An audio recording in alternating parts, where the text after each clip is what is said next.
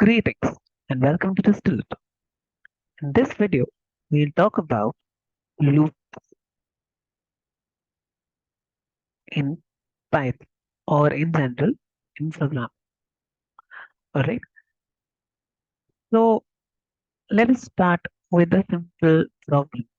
Let's say our objective is to print numbers from print integer from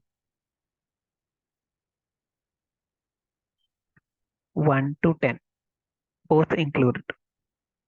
So if I have to write this program, then so far based on whatever we have learned, what I could do is I could just type print 1, print 2, and so on. I could go till 10.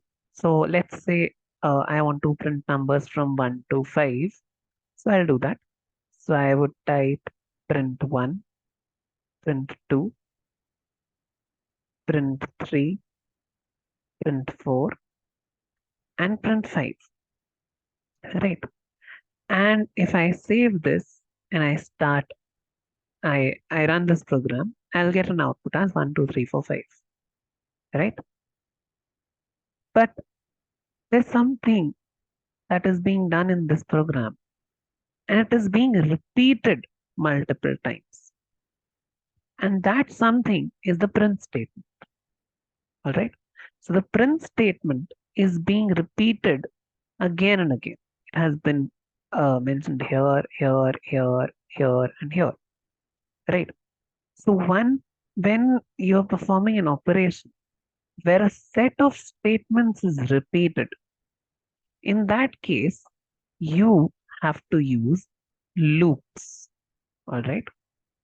For example, over here, we have been repeating the print statement again and again. So we have to use the loops. All right. So in this video, we'll talk about the first loop, that is the while loop. Okay.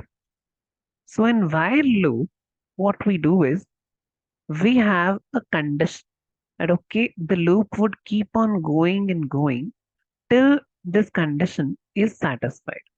And the moment the condition is not satisfied, the loop would end. So for example, over here, if you see, I have printed the numbers 1 to 5. So the loop should start at 1 and should also stop at 5. So in while, the first thing that we do is we define what we call as the stopping condition. So we should know what is the stopping condition for our while loop. All right. So in our case, and this problem that we are doing above, the stopping condition is that my number, if it becomes greater than 5, then you should not print it. Okay, as simple. So if my number is greater than 5, then stop printing. So this is the stopping condition, right? This is the stopping condition. All right. Now, once you have defined the stopping condition, we put that inside while. So to start the while loop, the basic syntax is that you have to use while, stopping condition, colon, and after that the set of statements that you have to execute if the stopping condition is not satisfied. And if it is satisfied, then in that case, it would exit. So my stopping condition over here is that the number is greater than 5. That is the stopping condition. So this condition should not be satisfied for these statements to be executed. That means my number here in place of this, my number should be less than or equal to 5. Right? My number should be less than or equal to 5. But how does the computer know what my number is? So my number should be defined before I actually use it in my while loop, right? So I will define that my number. So remember, variables in Python cannot have spaces. So I'll put an underscore over here. So I'll say my number equals to. And of course, I have to start my loop from somewhere. So the starting point of my loop, as you see in the problem above, is 1. So 1 is the value of my number. That is the first value I'm printing. So I'll define that as 1. All right. And then I'll define this condition over here. And since this condition is satisfied, that means I'll go ahead and print my number, right? So that means first step is done. My number equals to 1 has been printed. All right. But as you see over here, the number, it is getting incremented by 1 every time, right?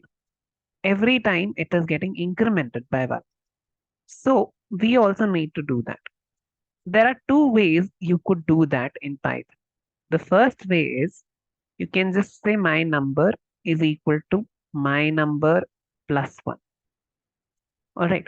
So what it will do is it will increment the value of my number by 1. So earlier it was 1, so it will make it 2. Okay. Or you can also do one thing. You can say that my number plus equals to 1. So that would also perform the same operation as written over here. All right. So it's always nice to write less and write less while you're coding. So I would prefer the second option. And that is why, to make you habitual of this, I would be using anything of this kind now onwards in the videos. Similarly, if you want to multiply something, then again, in place of plus, you will write star. Similarly, to divide something, in place of that, you'll write backslash. If you need to subtract something, then you'll write minus. So in our case, we need to add 1. So we are going to write my number plus equals to 1. All right. So as we see, we have got our condition. The condition comes here. Statement for execution comes here. And after that, there needs to be an increment as well. So these three things are very important when you're writing a while. There are other ways to exit a while loop, but that I will talk in some other video. But a conventional while loop should have these three things. It should have a condition that if this condition is executed, then only the statement which is written within the while loop should get executed. Then we have the statement for execution, and this statement will get executed every time the condition of the while loop is satisfied. And then increment or any change in the variable needs to be done. That is done in this state. All right. So what will happen? Now my number gets incremented. So my number was initially 1. Now it becomes 2. And then it sees that, okay, there are no more statements inside the while that can be executed. So it will go back to the condition. All right. It will go back to the condition. So everything that happens from the execution of the statement to incrementation of the increment or change in the variables, all of this that happens is known as one iteration. All right. So this over here is considered as one iteration. These two together, they make up one iteration of the while. And the number of iterations are decided by this condition. So in our case, the number of iterations are 5 because my number can hold 5 values 1, 2, 3, 4, and 5. If I make this my number greater than equal to 5, then in that case, the moment my number equals to 1 comes over here, so what will happen? It will see that, oh, this condition is not satisfied. So it will automatically exit the while. So that means 0 iterations will perform in the while. All right. So these things need to be kept in mind. So now, once we have this, we can run this code. It's a very simple while code, right? So this becomes your code 7, and I'll run this.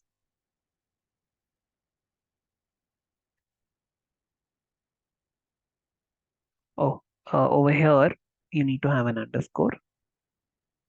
And now I see this 1, 2, 3, 4, 5. This has come from the first set of print statements. And this 1, 2, 3, 4, 5 has come from the statements by while loop. So to distinguish between these two, let's print something else over here.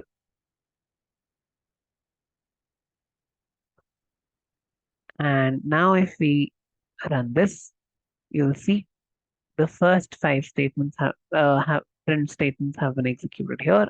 And now you wrote the while loop. And these are the numbers that have been printed.